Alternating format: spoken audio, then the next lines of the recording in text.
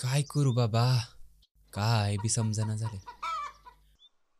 गोठ्यात गाया दूध दिना झाल्यात, हाय ते गाया गाभण जायनात. समदा नुकसानीचा पाय आहे. विठ्ठला तूच बघ बाबा आता काहीतरी, काय करून काय नाही.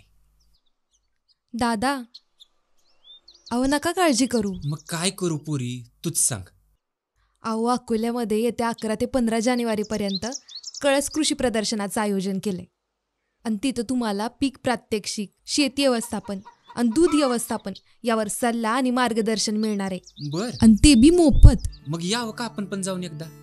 अहो मी आता म्हणते तुम्ही तर जायलाच पाहिजे. मग तू येशील का माझ्या बरोबर?